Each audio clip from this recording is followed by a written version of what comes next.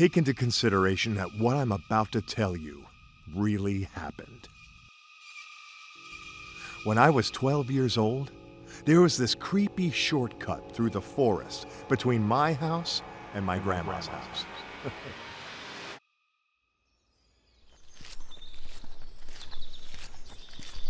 I would always invite one friend to join me. My Nana would treat us better than kings. She'd let us stuff ourselves with cupcakes, candy, and soda, and encourage us to watch as much TV as we wanted.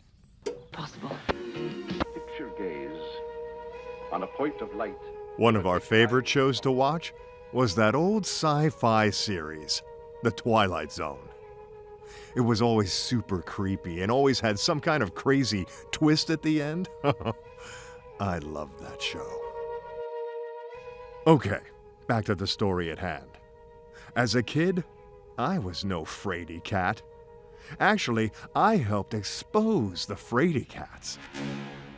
I was famous for telling scary stories. Big old whoppers. Heck, everybody called me Whoppy because I made up so many crazy tall tales. Eventually, my whoppers would come back to bite me. My favorite, scariest trick I used to pull on friends was acting like someone was following us when we took the shortcut. I'd start pretending to be a little nervous. As we got deeper into the woods, I'd tell them, I think something or someone is following us. I'd suddenly stop in my tracks and blurt out things like, Listen, did you hear that? Then brush it off like it was nothing and continue on. Minutes later, I would blurt out, What was that? The fright blanketing their faces was priceless. No matter if it were daytime or nighttime, the shortcut felt like the most menacing and creepy place in the entire world.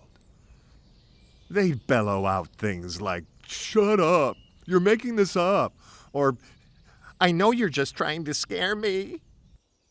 As we continued to walk, I would frighten them even more with horrific tales of other unfortunate kids who made the fatal error of taking the shortcut. I always made sure to change up the stories, depending on which friend accompanied me. Sometimes the story involved a monster, sometimes an alien invader. But the ones that terrified my friends the most were about murderous escaped convicts and killer clowns with big shoes. But no matter which version of the story I chose to employ, it always had the same powerful effect. It scared the piss right out of them.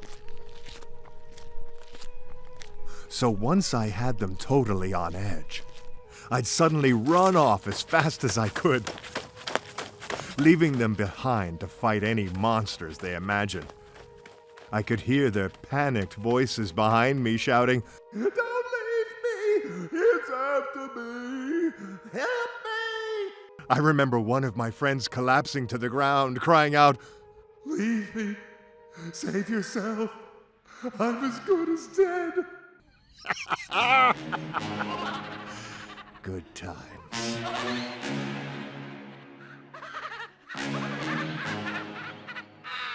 Once they finally realized it was one of my big old whoppers, they would always get really mad at me. But it was worth nearly getting my face punched in for the sheer joy of seeing them scared. After a while, none of my friends wanted to hang out with me at Grandma's house. I guess they felt that eating a ton of free junk food and watching endless TV wouldn't fix a heart attack. So I was forced to go solo. It was still daytime, so I took the shortcut without issue. Like I said, I'm no fraidy cat.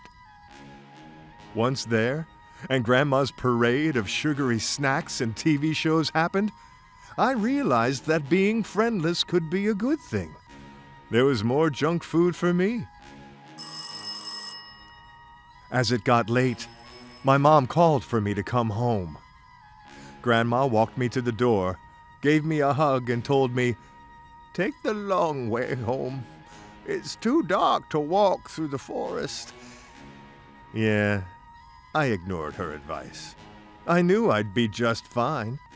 I was the person who made up all those stories, and there was nothing in those woods more than trees and bushes. I entered the forest with my head held high. Nothing here to worry about, I thought. What's the worst that could happen? As I slipped deeper and deeper into the thick woods, my confidence seemed to grow, and I thought, this is gonna be a piece of cake. Suddenly, I heard the sound of heavy footsteps nearby.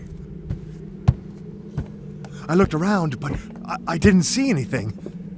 Was it just my imagination playing tricks on me? Then the sounds were getting closer and closer.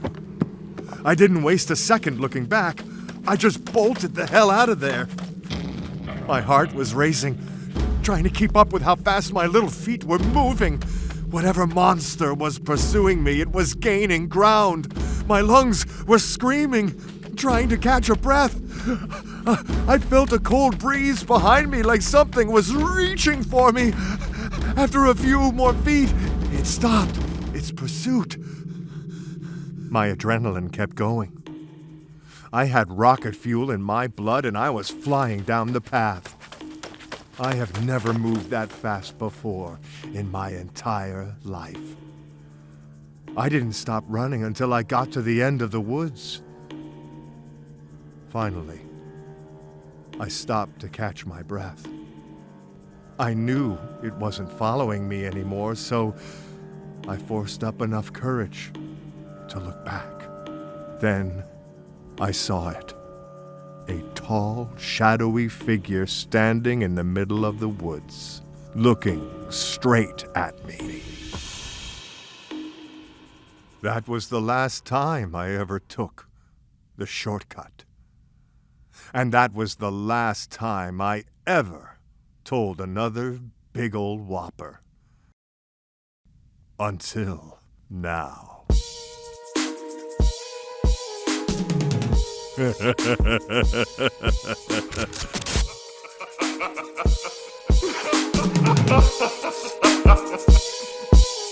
Suckers.